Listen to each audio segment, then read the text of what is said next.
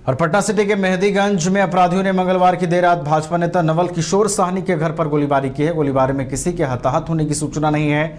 भाजपा नेता नवल किशोर साहनी ने इसकी सूचना मेहंदीगंज थाने को दी है। सूचना मिलने के बाद पुलिस मौके पर पहुंचकर मामले की छानबीन में जुट गई है। नवल किशोर साहनी ने बताया कि वो पूरे परिवार के साथ रात्रि में सो रहे थे। इसी क्रम में 10 बजे के आसपास कुछ अपराधी उनके घर के नजदीक पहुंचे और गोलीबारी की। मामले की पड़ताल में पुलिस जुटी हुई है।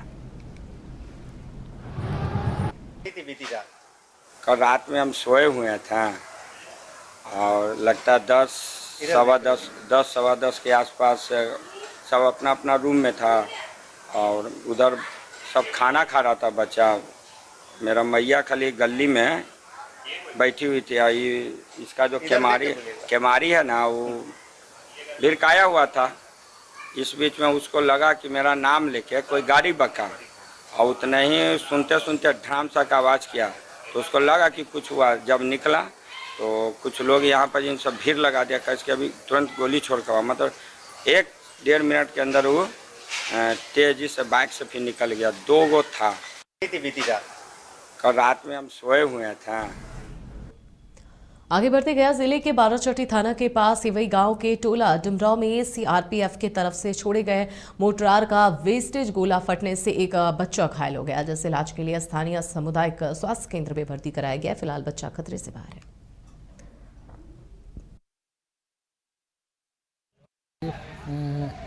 आरटीसी ब्रिगेड का फायर चल रहा है।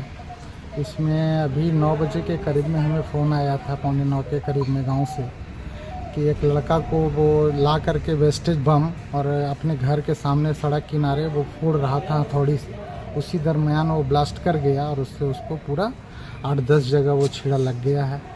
ये जानकारी पाने के बाद मैंने हेल्थ मैनेजर बाराचट्टी दीपक जी को कॉल किया और एम्बुलेंस उनके माध्यम से मिला और गांव में हम भेजे। वहां से अभी लाया गया है बच्चों को। बच्चा सही सलामत है, उसका इलाज पीएचसी में किया जा रहा है। लेकिन ये जो फायरिंग के दरमियान बच्चा ये वेस्टेज लेके आया, इसमें हमें उसकी भी जवाबदेही बनती है, क्योंकि नया जो एसओपी बना है उसमें ये इंगित किया गया है कि जो कंपनी या ब्रिगेड जो फायर कर रहा है उसको वेस्टेज भी चुनना है और मिस बम है उसको भी।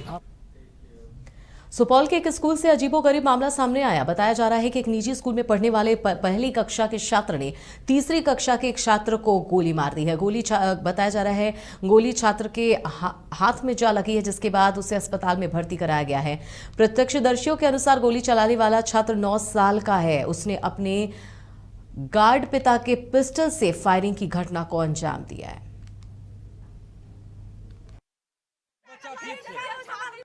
त्रिवेणीगंज के सेंट जॉन स्कूल में एक बच्चा अपने घर से स्कूल बैग में पिस्टल लेके चला आया था, जो असेंबली के समय में उससे गोली चली।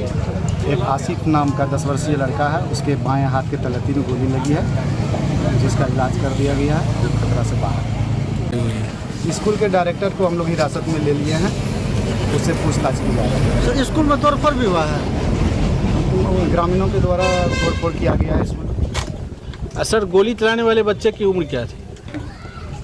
6-7। गोपालगंज पुलिस ने शराब तस्कर गिरोह का भंडाफोड़ किया है। वहीं पुलिस ने गुप्त सूचना के आधार पर छापेमारी कर संगठित अपराध में शामिल 2 शराब तस्कर को भी गिरफ्तार किया है।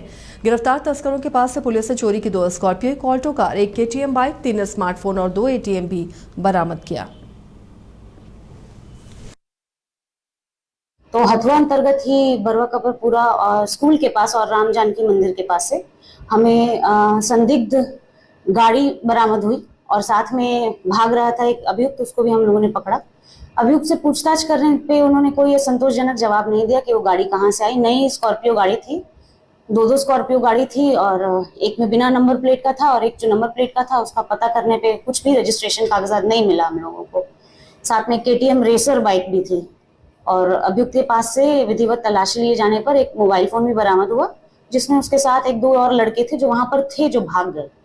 तो हम लोगों ने उसको लाके पूछताछ किया। उसकी पूछताछ के आधार पे हमने फिर एक और आदमी को पकड़ा, जो एक और अभियुक्त था। वो ऑल्टो गाड़ी से जा रहा था और हम लोगों को देखकर भागा। हम लोगों ने उसको पकड़ा और लाकर जब हमने उससे पूछताछ की तो पूछताछ में सामने आया कि ये लोग शराब तस्करी करते थे और इन लोगों को गाड़ी मिलती थी अन्य राज्यों से, रेंट पर लाई हुई नई गाड़ी जिसका कोई रजिस्ट्रेशन नहीं हुआ है। और इसका पूरा काम ये लोग शराब का माल लाने ले जाने में करते थे। इनका एक पूरा संगठित गिरोह। पटना गया रेलखंड के जहानाबाद रेल थाना क्षेत्र के मखदूमपुर से दक्षिण बराबर हॉल के पास स्थानीय लोगों की सूझबूझ के कारण एक बड़ा रेल हादसा होने से टल गया। दरअसल बराबर हॉल के पास रेल पटरी क्रॉस कर रहे रेलवे क्रॉसिंग पर जब एक जेसीबी मशीन रेल पटरी में फंस गई, रेल पटरी में फंसे जेसीबी मशीन को निकालने के लिए दूसरी जेसीबी मशीन बुलाई गई। दोनों जेसीबी अप और डाउन रेलवे ट्रैक पर खड़ी थी। इसी दौरान गया की ओर से तेज रफ्तार से आ रही मेमो पैसेंजर ट्रेन को देखकर स्थानीय लोग अपने लाल गमछे दूर से ही लहराने लगे और ड्राइवर को सचेत किया। लाल गमछा देखकर मेमो ट्रेन के चालक ने ट्रेन रोक दिया। इधर गया की ओर जाने वाली memo passenger train Makhdumpur railway station पर ही खड़ी रही। काफी मशक्कत के बाद रेलवे ट्रैक में फंसे जेसीबी को आसपास के लोगों ने बाहर निकाला। बहुत गलती है, क्या बोला जाए, हम लोग तो ट्रेन पर थे, कुछ पता नहीं चला। माले वहाँ फंसा है, घंटों हो गया। पटना से आप आ रहे थे? यहाँ पटना ही जा रहे हैं। घंटों हो गया भाई, अभी तक कुछ। अब यही काम पहले हो जाता तो कितना बढ़िया होता, नहीं हो पाया। अब हुआ क्या हुआ था? जेसीबी फंस गया था बीच में? यहाँ जेसीबी फंसा हुआ था, यहीं पे। अच्छा, यहीं पे फंसा हुआ था। ये तो बड़ी दुर्घटना हो सकती थी। क्या हुआ? हाँ, इसमें बिल्कुल कोई शक नहीं है, बिल्कुल कोई शक नहीं हो सकती। तो रुकने का है अलाउ भी नहीं है। हमारी गाड़ी जो है झंडी दिखाया गया लाल गमछा, तो गाड़ी रुकी। आप भी यहीं पे थे? जी। कितने देर से खड़े हैं? एक घंटा से। ट्रेन में ही? जी, ट्रेन में थे। गया जाना? जी। अच्छा, तो क्या बताया, क्या कैसे आपको समझ में आया कि कुछ हुआ है घटना? हम जब बाहर निकल के बहुत देर बाद देखे, बाहर निकल के तो देखे जेसीबी लगा हुआ है और जेसीबी वाला कुछ नहीं कर रहा, खाली ऐसे कर तार जोड़ रहा है, ऐसे कर रहा है। घंटों से फंसा हुआ है? जी, फंसा हुआ है। प्रशासन कितने देर के बाद? अभी तो था, एक मिनट पहले आई। अभी जब गाड़ी निकली है तब परसा था। क्या नाम? जी, आपका नाम? राजीव कुमार चौरसिया।